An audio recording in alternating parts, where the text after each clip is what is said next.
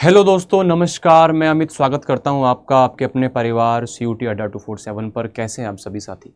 दोस्तों, CUT 2024 का exam आप लोगों का हो चुका है। जनरल टेस्ट की अगर मैं बात करूं तो उसका पेपर आप लोगों का 15 मई को हो चुका है। लेकिन यहां पे अगर बात करें तो इस चीज़ को लेकर के काफ़ी बच्चे परेशान हैं कि क्या एग्ज़ाम का लेवल रहा था, क्या चीज़ें यहाँ पर पूछी गई थी, क्या सेक्शन वाइज कितने कितने क्वेश्चंस आए थे, एवरेज जो अटैम्प्ट्स हैं हमने इतने किए हैं तो हम सेफ़ हैं या नहीं हैं, और बाकी बच्चों के कितने स्कोर आ रहे हैं। बच्चों, लगातार हम इस पे सर्वे कर रहे हैं, बच्चों से बात कर रहे हैं, एग्जैक्ट डेटा आपको देने की कोशिश भी कर रहे हैं कि एग्जैक्ट आपको पता चले कि स्थिति क्या चल रही है।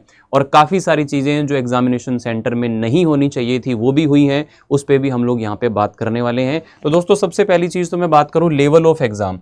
देखो, लेवल ऑफ एग्ज़ाम की अगर बात करी जाए तो आपको यहाँ पर जनरल टेस्ट की मैं बात कर रहा हूँ बच्चा, यहाँ पर जनरल टेस्ट की अगर मैं बात कर रहा हूँ, लेवल ऑफ एग्जाम की अगर मैं बात करूँ तो बच्चों आपको 60 में से 50 क्वेश्चन करने होते हैं। देखो, ऐसा नहीं है कि 50 क्वेश्चन नहीं किए जा सकते थे, लेकिन अगर अपने यहाँ पे तीनों सेक्शन की बात करें, देखो यहाँ पे क्वांट, रीजनिंग और GS से, है ना, यहाँ पे आपको 17 क्वेश्चन, 18 क्वेश्चन, 25 क्वेश्चन, इसके आसपास यहाँ पे क्वेश्चंस आपको पूछे गए हैं। तो आपको 60 क्वेश्चन इस तरह से मिलते हैं। बच्चों, मैं आपको बता दूं, क्वांट का पोर्शन ऐसा था कि अगर कोई बच्चा पढ़ा हुआ है, उसने सारे टाइप के चैप्टर पढ़ रखे हैं, बहुत डीपली नहीं पढ़ा हुआ, नॉर्मल क्वेश्चन कर रखे हैं, चैप्टर पढ़ रखे हैं, ठीक ठाक उसने प्रैक्टिस की हुई थी हर चैप्टर पे और 2 4 5 7 मॉक लगाए हुए थे, तो वो वहाँ पे अच्छा कर सकता था।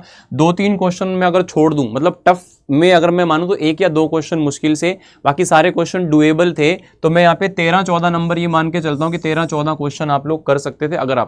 अगर आप लोग यहाँ पे सोच रहे हैं कि हमें ये दिक्कत आई थी, इस कारण से कम हुआ, हमें OMR लेट मिली, हमें पेपर लेट मिला, हमारे साथ ये हुआ, वो सारी चीज़ों पे मैं बात करूंगा। लेकिन मैं आपको ये तब बता रहा हूँ जब सारी स्थितियां ठीक रही हो, है ना। रीजनिंग के अंदर भी सारे के सारे क्वेश्चन ऑलमोस्ट करने वाले थे। तो यहाँ पे अगर मैं 14 क्वेश्चन की बात करूँ, GS का पोर्शन अगर बात करें बच्चा, करंट इसकी चीज़ें इसमें ज़्यादा थी, आपको भी पता है, आपने पेपर देखा होगा। और कहीं ना कहीं जो ऐसा नहीं है कि मतलब आपने कुछ पढ़ा नहीं है, थोड़ा बहुत GK पढ़ा है और आप पेपर देने चले गए और आप कर लोगे, नहीं कर सकते थे।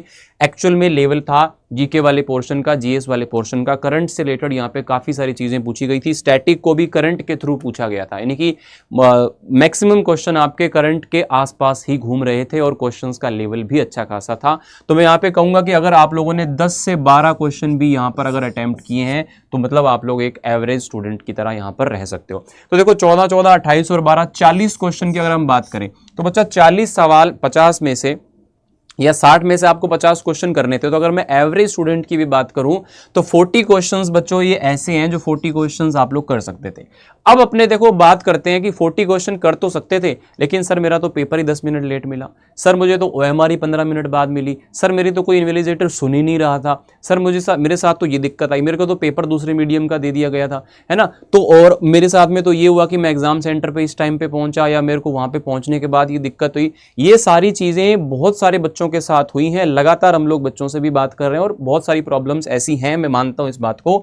उसी चीज के कारण अगर मैं इसको 40 से बच्चों 35 पर ले आऊं या 30 पर ले आऊं तो ये मान के चलें बच्चा 30 से 35 क्वेश्चन अगर मैं एवरेज यहां पे मानूं तो लगभग 150। देखो, जो अगर मैं पेपर के हिसाब से देखूं तो आप लोगों का मान के चलें कि 170-80 नंबर यहां पर एक एवरेज स्कोर बन जाता है। एवरेज की बात कर रहा हूं, बहुत सारे बच्चे इससे ऊपर भी हैं, बहुत सारे बच्चे इससे नीचे भी हैं, एवरेज की बात कर रहा हूं। लेकिन ये एवरेज आपका 20 नंबर से और नीचे आ जाता है तो 150 से 60 के आसपास, 150 के आसपास आप लोगों का यहां पर एवरेज स्कोर बन जाता है। लेकिन बहुत सारे बच्चे इस बार ऐसे हैं जिनका ये जो इंपैक्ट जो मैं 20 नंबर का बता रहा हूं ना, ये 20 नंबर का नहीं बल्कि 50-50, 60-60, 100-100 नंबर का इंपैक्ट पड़ा है। यानी कि जहां पे नंबर 200 आने चाहिए थे वो वहां पे 100 नंबर, 80 नंबर, 120 नंबर, ऐसे भी बच्चों के नंबर आ रहे हैं। तो इसलिए जब तक कि एग्जैक्ट डेटा नहीं मिलता है, एग्जैक्ट चीज़ें नहीं मिलती, जब तक आपको यहाँ पर, तब तक बिल्कुल परेशान होने की ज़रूरत नहीं। सबसे पहली चीज़ तो मैं आपको ये बोलूँगा, जितना भी आपका किया है, जितना भी आपने चीज़ें की हैं, आपने मेहनत की हुई है, आपने सारी चीज़ें की हुई हैं, तो वो मेहनत बेकार नहीं जाएगी। जो भी इसके पॉसिबल सॉल्यूशंस होंगे हम लोग भी इसके लिए कोशिश करेंगे, रिक्वेस्ट करेंगे, जैसे हो पाएगा आपके लिए कोशिश की जाएगी।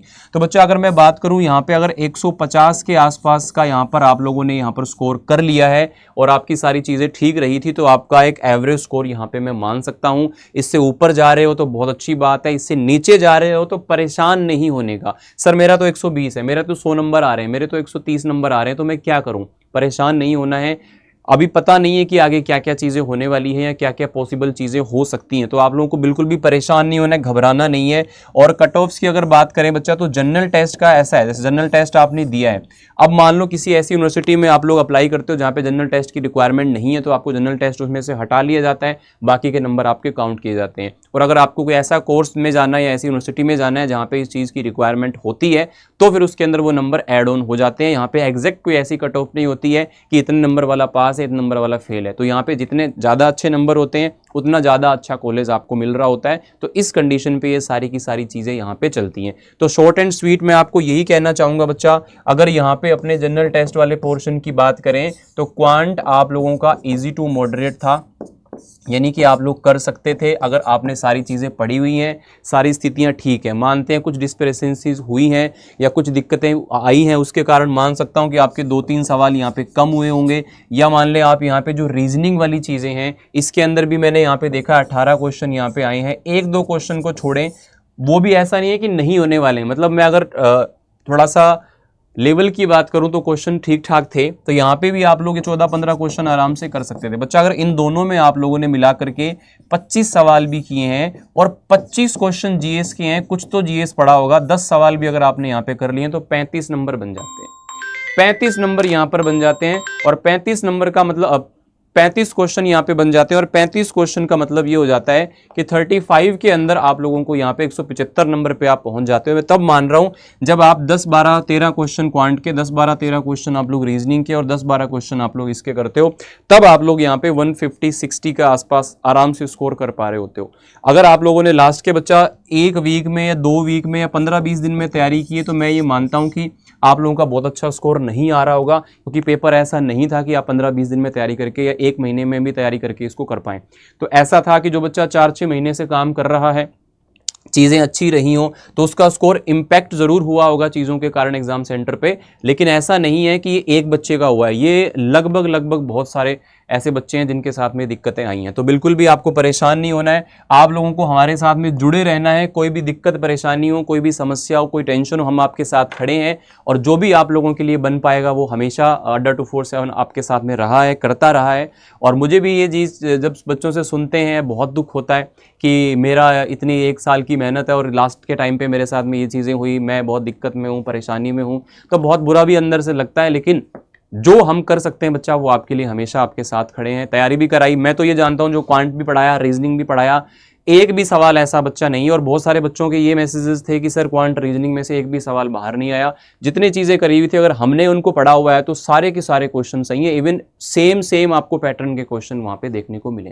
ठीक है बच्चा, फिर भी आप लोगों की क्या राय है कि इस पे क्या चीज़ें हम लोग और कर सकते हैं या क्या एनटीए को इस पे करना चाहिए? तो कितने क्वेश्चन आप लोगों के सही जा रहे हैं, ये आप लोग बिल्कुल एक्यूरेट मुझे कमेंट में बताना। और इसके अलावा और कोई भी चीज़ है तो मैं यहाँ पर आप लोगों को बच्चा मेल आईडी बता देता हूँ, तो वहाँ पर आप मेल करके जो भी आप लोगों की और कोई प्रॉब्लम हो तो उस पर आप लोग यहाँ पर डिस्कस कर सकते हैं।